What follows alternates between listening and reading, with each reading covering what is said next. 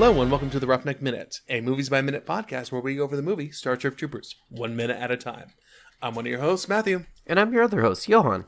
And joining us this Friday, once again, thank you for joining us, Christian Sanchez, a former Marine Squad leader. How you guys doing? Thanks for having me one more time. Hey. And current EMT. And current fan of the Roughneck Minute. How you doing, man? Big fan. Awesome. Love to have you on. Thanks so much for being on and giving us a lot of insight. I try, man. Thank you guys for having me. It's just cool to have somebody to talk to about, one of my favorite books, one of my favorite movies. Yeah, man. I mean, I feel that kind of way about Dune, but don't talk to anyone about it. Because Johan doesn't like Dune. No, we don't talk about Dune. Yeah. It's the first rule of Dune. Never talk about Dune. That's a different book, and no, it's Dune you can talk about perfectly fine. Okay. We're at minute 104. This minute begins with Corvettes going down, lots of them actually, and ends with Captain Deladier telling Carmen that she needs to abandon the ship. So this is a strictly Carmen minute and strictly space minute. We're seeing a bunch of carnage up above Planet P. The artillery is firing and just gutting the ships right now. I'm not sure how many ships are up here. Yeah, it really is. We tried to discern how many ships were put forth to the Klendathu campaign, but we don't officially know just because there could have been, they could have been going back to Ticonderoga to pick up more. There could have been more ships, around the other side of the planet. There could be more ships en route. We don't know, man. But as far as I know, this is a pretty sizable portion of the total forces, though. It's kind of like the final push. Well, see, that's the thing, too. They don't know where this bug city is, too. I've been under the assumption that this is, again, a planet-wide drop kind of thing. This is a big offensive, kind of like Klendathu was, but they're a little more safe now. Yeah, I think they're being a little smarter about this one. Except when it comes to, bunching up your Corvettes in a nice little row for, the artillery to go through. But whatever, man, evasive maneuvers, ho. What's that called? Acceptable losses? Yeah. Yeah. Real quick, on the last minute, we were talking about how weird it was that they were deploying right next to basically where all the bugs are. Mm-hmm. Yeah. In the script, they were actually supposed to be on the ship getting ready to drop. Yeah, that makes a lot more sense. Yeah, so. Yeah, so actually I wanted to talk to you about that, Christian. You said that you were on a amphibious vehicle as well, too. Can you tell us a little bit about that? Yeah, so the Marine Corps at any given time has what's called a Marine Expeditionary Unit out in the ocean. There's several of them, actually, and they kind of, it's a group of different ships, and they pick a battalion with some additional units like tanks, they pick helicopters, artillery, and a battalion of infantry marines, and they spread load them onto these ships. Now, the Marine Corps is the only branch that can go to war without the approval of Congress. The president can just go, hey, you need to take this beach, and then we'll figure out the politics later. And that's how it kind of is. So you got a Marine Expeditionary Unit somewhere in, the Mediterranean, let's say, one in the Pacific, one in the Arctic, so on and so forth. And is that why they had that song about Tripoli and everything? Yeah, right. From the halls of Montezuma to the shores of Tripoli. Shores of Tripoli. Mm-hmm. Yeah, because that's Mediterranean. And that's much older though. That's before I think they have expeditionary units. Okay. But so at any time they can go, all right, well, you know what? I don't know. Madagascar is giving us a tough time. They're threatening us with nukes, this, that, and the other. Go ahead and take Madagascar. And we need people there right now. We don't have 2 weeks to wait for the army to get all their shit together. Because when the army goes to war, they come to stay. They have everything. They have all the toys. We just have our feet and a backpack and some ammo and a gun. Yeah, because if you have to fear Madagascar, because they like to move it, you gotta I make knew sure. you were gonna do that. I saw that coming a mile away. I was trying to think of I something let it that happen had a though. shore that we could, and I was like, oh, what's an island? Madagascar. Let's do that. Yeah, So you need to quell that real fast. oh yeah, Goddamn lemurs. we got to take care of those lemurs. So yeah, so let's say that's what happens, and within 6 hours after receiving the order, the Marine Corps can be ready to go. And they kind of set that up in a way where you have everything you need. You have air support, you have helicopters, you have tanks, you have artillery, you have everything. You have food. The carrier group is gonna go and bring you supplies. So there's like a supply chain coming straight to you, and you're gonna make a beachhead.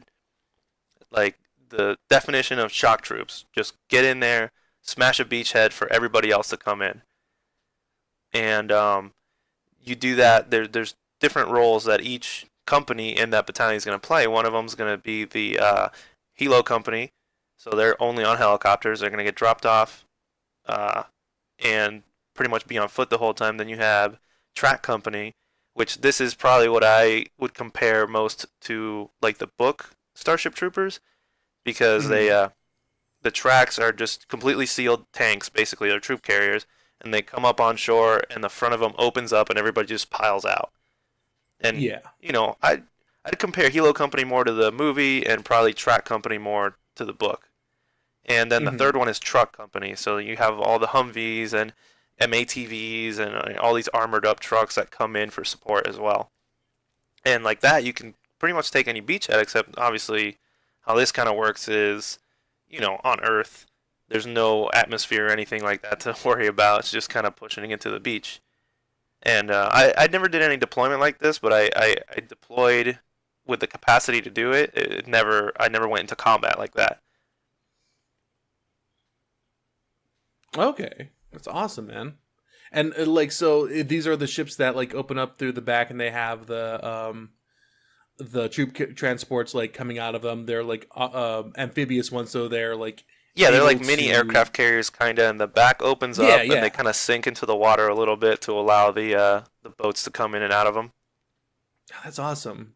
Yeah, yeah, it was super weird. Like the first time I was on like one of those Saving Private Ryan looking boats, and we were going to the ship for the first time, and somebody's like, "Oh, this is so cool! It's kind of like the Death Star." And then we like started going into it, and I was like, "Oh my god, this is intense! It's so huge. It's like a lot bigger than you think it is, and it's one of the small ones." Yeah. And No, that's why I liked. Go ahead. Sorry. no, I was just gonna say, ship life is a lot like Starship Troopers ship life too. Yeah, that's actually what I was going to point out too, because it reminded me a little bit of the TV show. I don't know if any of you guys watched it, the old not the old one, but the recent Battlestar Galactica. I have not. I have not. It's like what I would equate ship life to be in the future, but it's all like opening and closing bulkheads and everything, making sure they're closed, watertight, and all this other stuff. But in this case, ship tight, or space tight and everything. Right. But it's a really good it's a really good show until the last couple seasons. But I mean, it really, to me, it really got that ship life.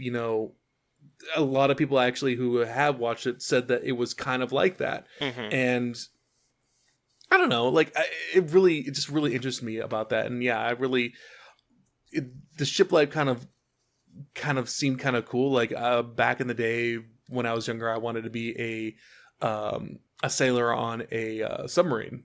Oh yeah, no, you're not even gonna see the water.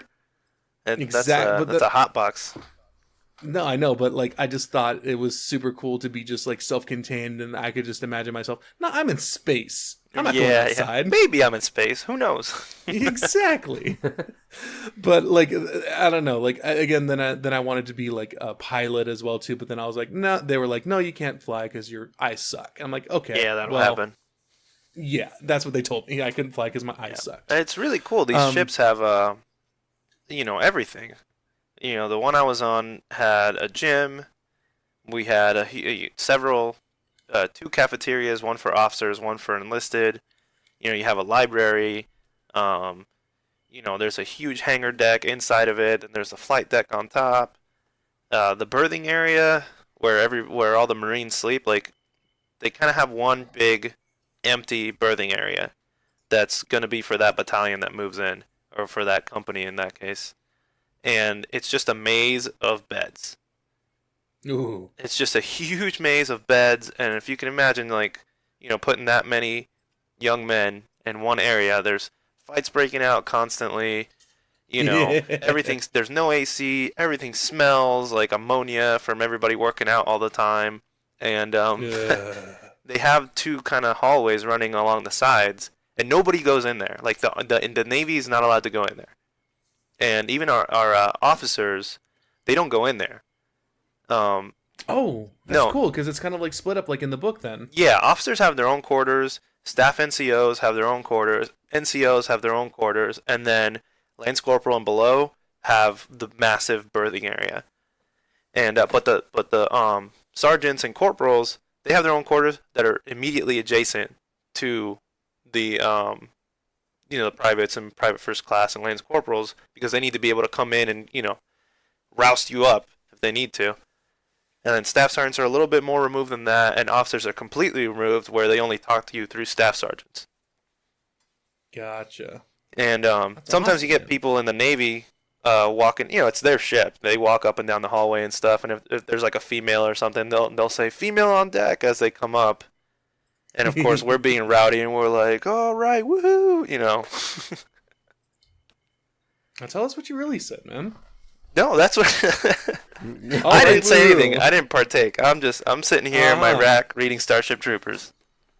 Okay. All right. Man, if Generation Kill has taught me anything, that is not at all what you Marines think about all day reading Starship Troopers. Oh, yeah. No. But I think I was a little more mellow. I think one time a female came up and said, "Female on deck," and a friend of mine said, "Oh, let me get up in them jeans, girl." And he's a goofy guy. I love him to death, man. And she said, "Female officer on deck," and everybody goes, "Boo!" Get out of here. And just like they have officer country, like past a certain deck or past a certain door, it's literally called officer country, and you don't go up there for any reason, really.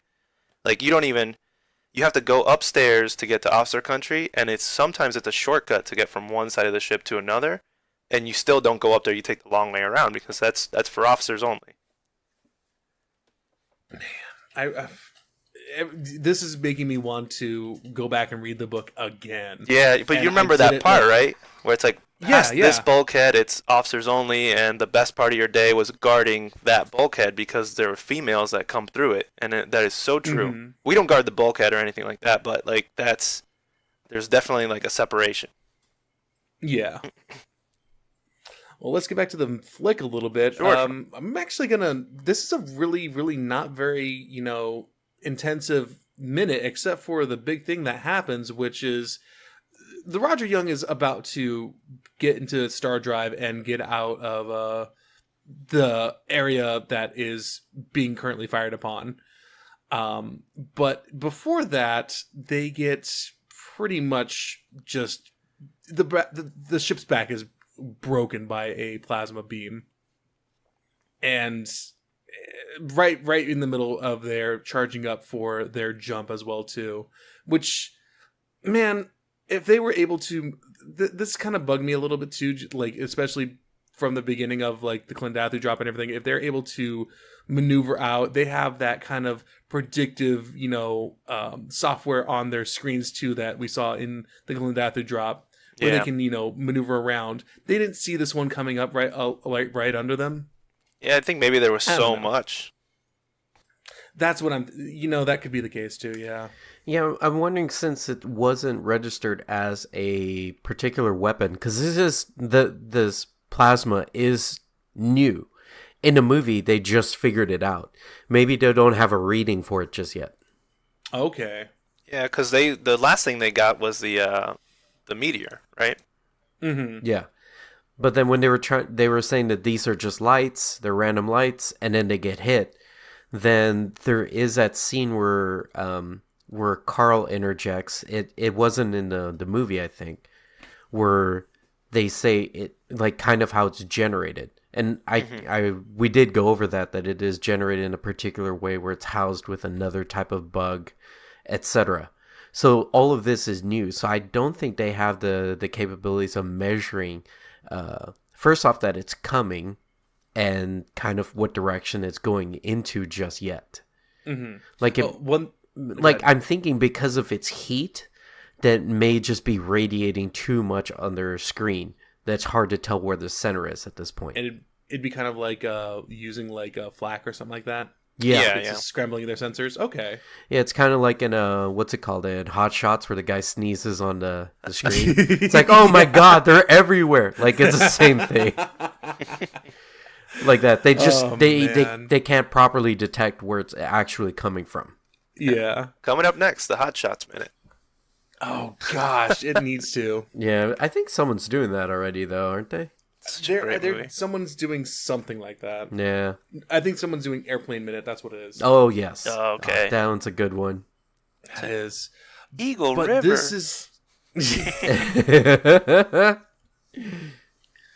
But this scene in particular kind of just freaks me out a little bit, just because, as I said, the ship gets its back broken. It's split in half basically, and people start flying out of their seats and going into space. They're getting spaced. They're getting sucked out. It really scares me because, I mean, so I don't know if you guys know, I don't know if any of our listeners know, but my major once in a lifetime, my bucket list thing is eventually to go in space. Whether it be I'm paying money for like SpaceX or Virgin Galactic or whatever it is, I want to go into low Earth orbit and just hang out for a little bit. But my greatest fear is to be sucked out into space and die with, my blood boiling and me slowly freezing to death. Yeah. Or not. It's a pretty good I'd fear. be dead at that point, but I'd be frozen pretty much at that time. Yeah. Yeah. But just space was cool until I saw Gravity. Right? Yeah. Yep. Well, I mean that movie's kind of anyway, but still. Well, Matt, if you're ever feeling a little bit uneasy about this whole scene where everybody's kind of dying, look at 43 minutes and 41 seconds. To make you just feel a little bit better, this guy's just playing with a yellow slinky the whole time. That's not a yellow slinky, but it does look like one. What is that guy even doing with that piece of equipment? That's what I want to know. He's just playing with it. Like, he's just bouncing it around. It's not attached to anything. He's just like, bah. I gotta attach it to this. He's got some frosted tips. I know, it's so 80s. I love it. Oh my gosh. And this man's playing Galaga. I saw him. Not 80s. My mistake. Not 80s, 90s. But it's so late 90s. Yeah, he's probably that one guy on this entire ship that still has a Sugar Ray tattoo on him somewhere. No. This dude is the former CEO of JNCO Jeans. Hey, remember, JNCO Jeans just went out of business. I know. Just. That's why I said if you wear JNCO Jeans, you have to wear CEO. one of those anime shirts too. Yeah. He's got one under that jumpsuit. Yep. It's silky. I'm telling you.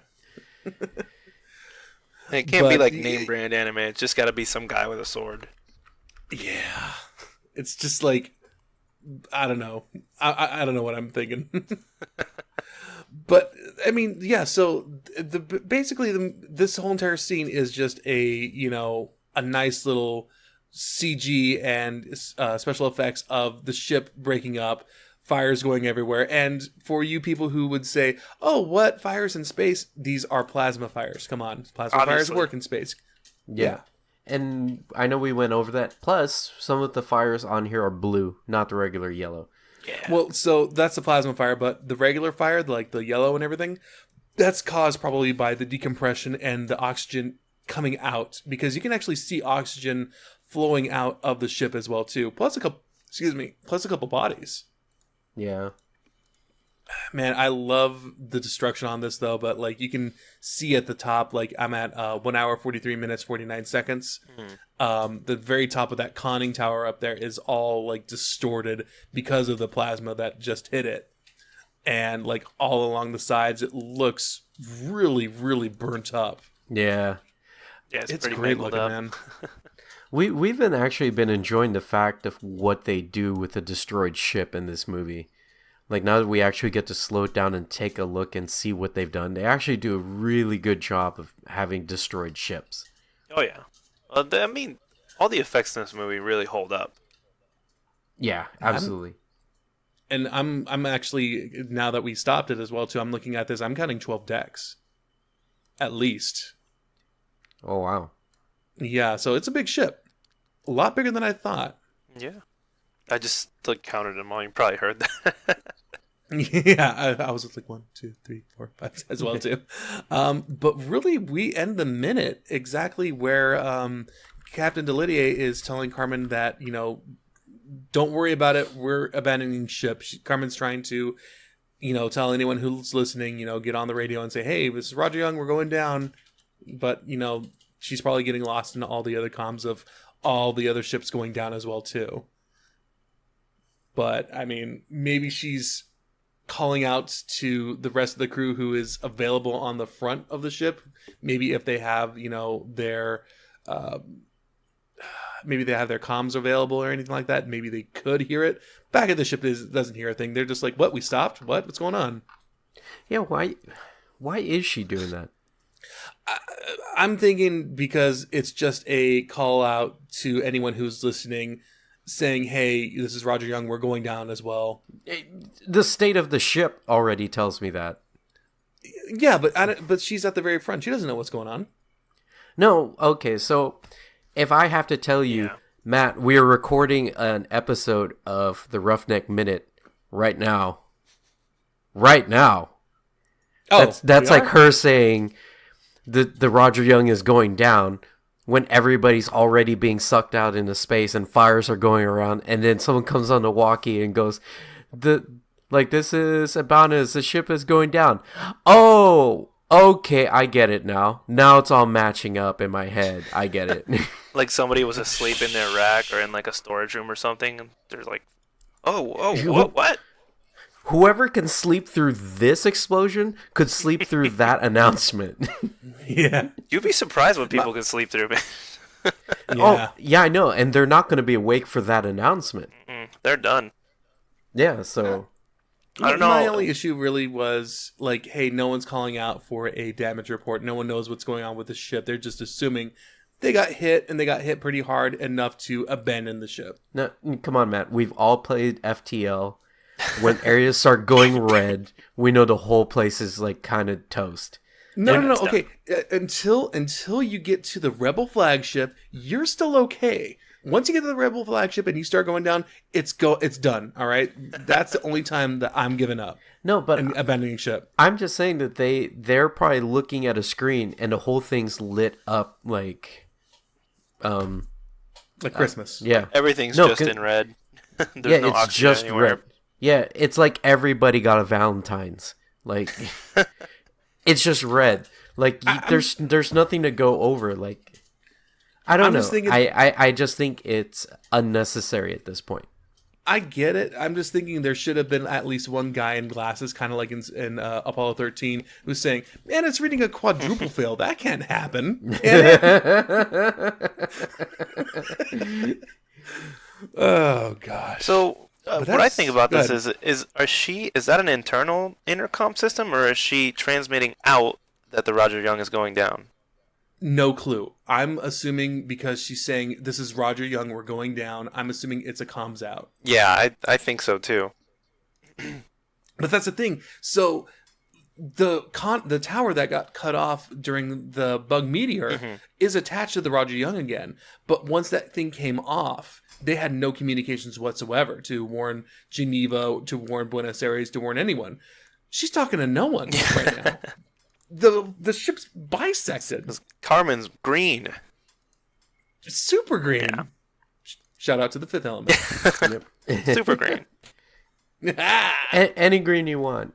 Emerald green. Emerald green. Yeah, exactly. But yeah, she is not I just good. Yeah, I just don't think that the getting on the comms should be the first priority at this point. And that's why I like Delidier just calling her and be like, no, we're abandoning your ship. Get over here. Yeah. What are you doing, you moron? Get off the comms. But my name or my voice has to be on the black box, ma'am. She like clears her The throat ship's going beforehand. Gotta sound hot. Yeah, exactly. Yeah, she's like,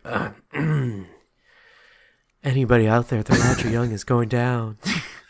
You gotta be a little more breathy than that. Rodger Young is going down. All right.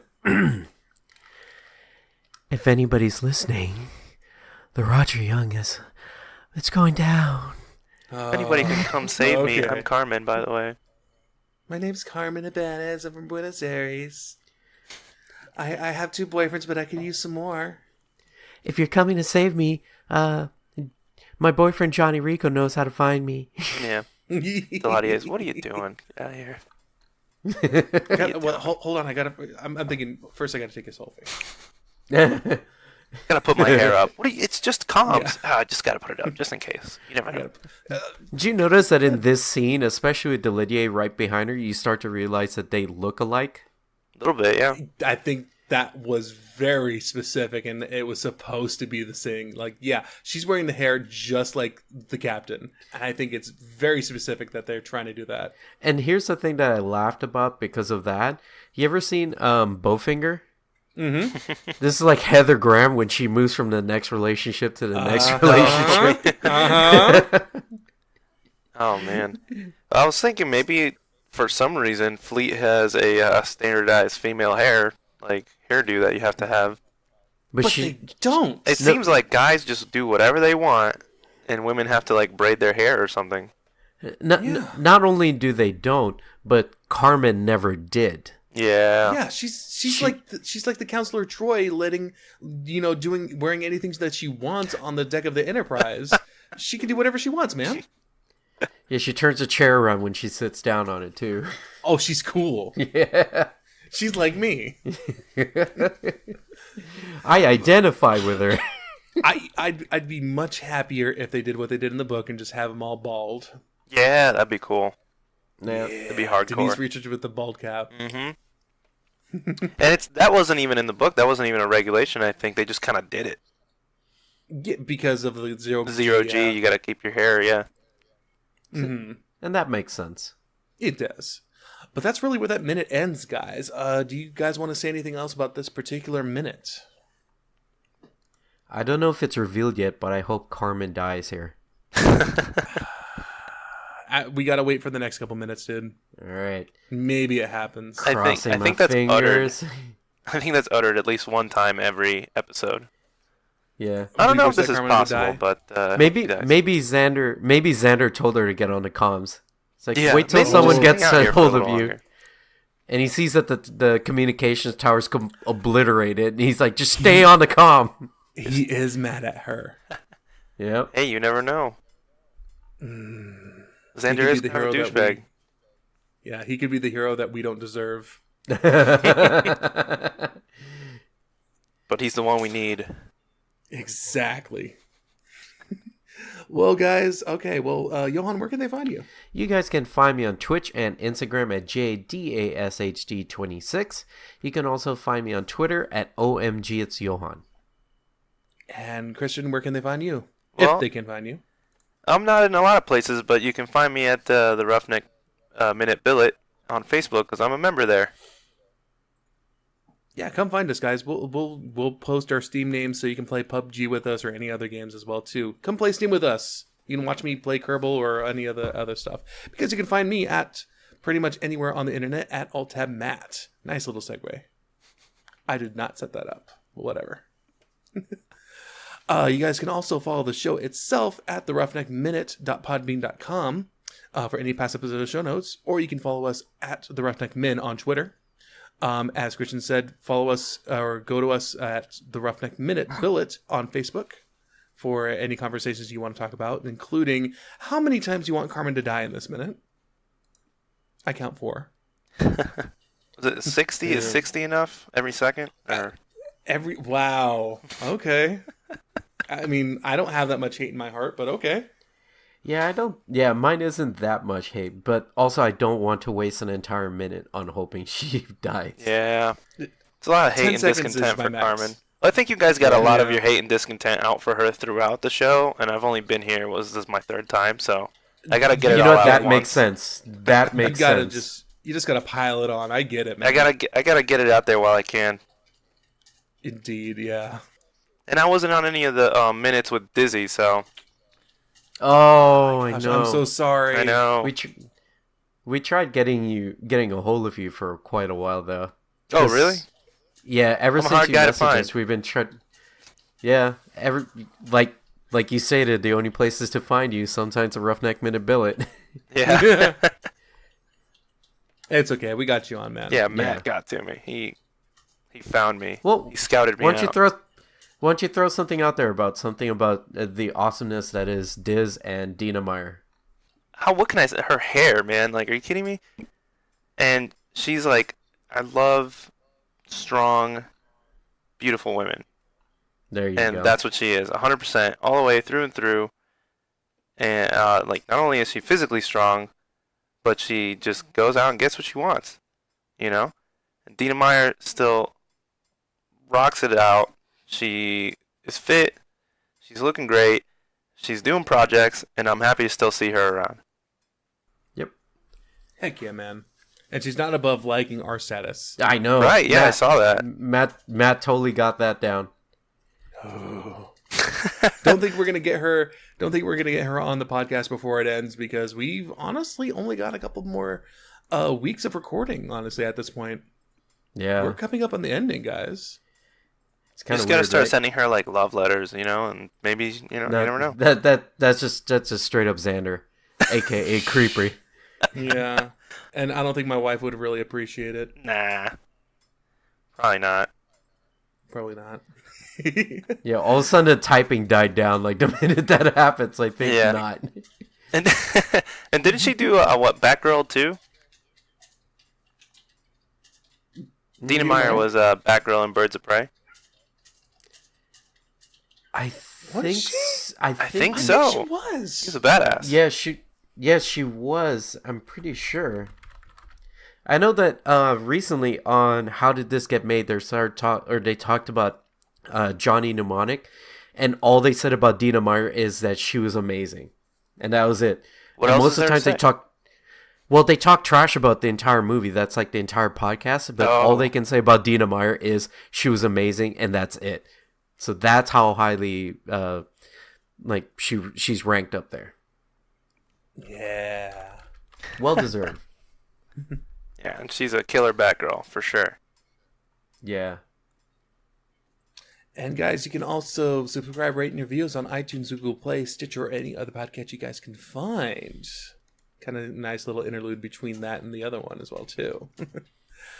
Guys, thank you so much for listening to us. Christian, once again, thank you for coming on for this full week and recording with us, man, and subjecting yourself to all of our dumbass questions. Oh no, they're not dumb at all. They were awesome. Thank you for having me again. Oh, it's great, man. I really hope to hear from you on the Facebook group, and honestly, during stream as well, too, man. I'd love to play some games with you as well, too. Yeah, for sure, man. We'll get together. Heck yeah. It's great. I hope some of these like there's gonna be somebody in the group that was like in the military or they're like an EMT or a paramedic. And they'll be like, actually, that's not how you. Just whatever I've said Yeah. is pertinent to my experience. So everybody feel free to that's correct all we me. ask. Yeah. That is all we ask. We don't have a corrections spot. I mean, usually we only do our own corrections anyway, so Mhm. I'm probably wrong about most of the stuff. That's all good. Who knows? Anyway, guys, I've been your host, Matthew. I've been your other host, Johan. And I've been Christian. We will see you on the Bounce Troopers.